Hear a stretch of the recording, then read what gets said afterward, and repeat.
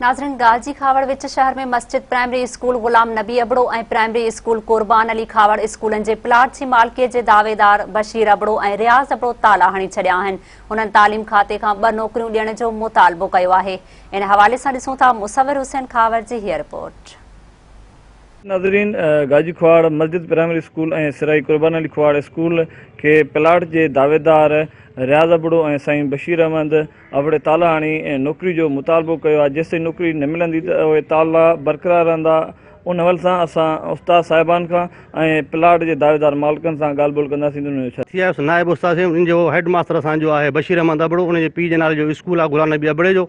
ऐं असांखे हिते 25-26 साल थी चुका आहिनि। हिन स्कूल में असां उस्ताद ई रहिया आहियूं। असां पढ़ाईंदा रहियासीं। 8-9 उस्ताद हुआसीं। के ट्रांसफ़र थी विया, के बदिली थी विया।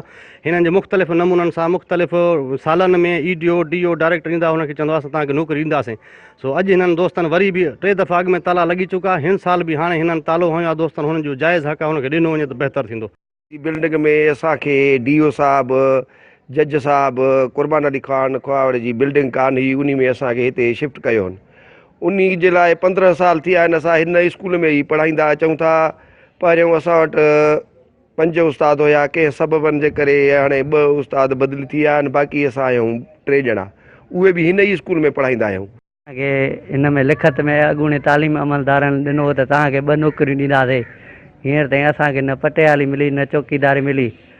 असां तालीम खाते वज़ीर सरदार शाह खे अपील कयूं था ऐं ईडीओ कंबर शहदाद कोट खे त असांखे माना नौकरी ॾेई बेचैनी ख़तमु। जेको हिन वक़्तु फोत थी वियो आहे, मां रिटायर थी, मूंखे फालिज जो असरु थी वियो, जंहिंजे करे मां रिटायर कई।